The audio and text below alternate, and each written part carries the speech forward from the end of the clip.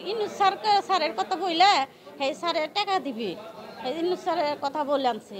এই যে টাকা যে টাকা নিছে ওই যে হাসিনা, এই হাসিনাটা হের কাছে টাকাই না। তারপরে কইছে ইনুস স্যারে তোমাকে নুন দিব, নুন দিয়ে তোমরা আস্তে আস্তে সুদ করবা, আস্তে আস্তে সুদ করো, সুদ করে তোমাকে এই টাকাটা দিব।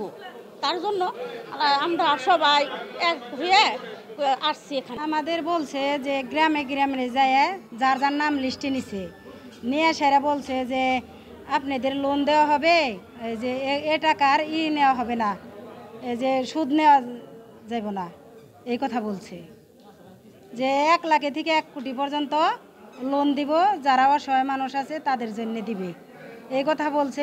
এই জন্য আমরা আসছি। কোথায় যাচ্ছিলেন আপনারা? কি জানি নাম ওটা, শাহবাগ, এই কথাই বলছে। আপনার নাম কি? আমার নাম শাহনাজ। আর আপনাদেরকে কে বলছে যে টাকা দেবে? কে আপনাদেরকে ডেকে নিয়ে যাচ্ছে? আব্দুল কাদের। টাকাই আনছে আমাকে, টাকা দেওয়ার কথা কয়ে। কে আনছিল? আপনারা কোন জায়গা থেকে আইছেন?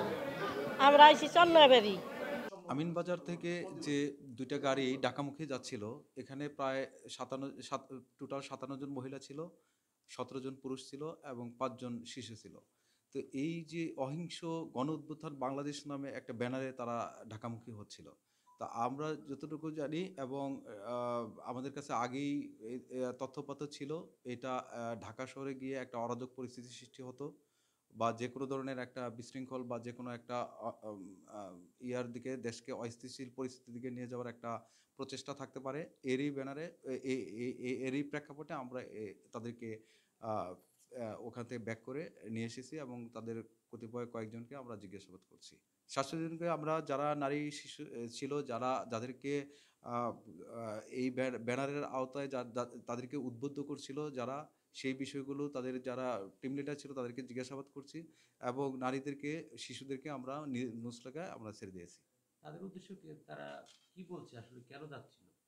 তারা বলছিল যে তাদেরকে তাদেরকে ঋণ দেওয়া হবে, ১ লক্ষ থেকে ১ কোটি টাকার মতো ঋণ দেওয়া হবে। আসলে এটা ছিল একটা গুজব, প্রোপাগান্ডা।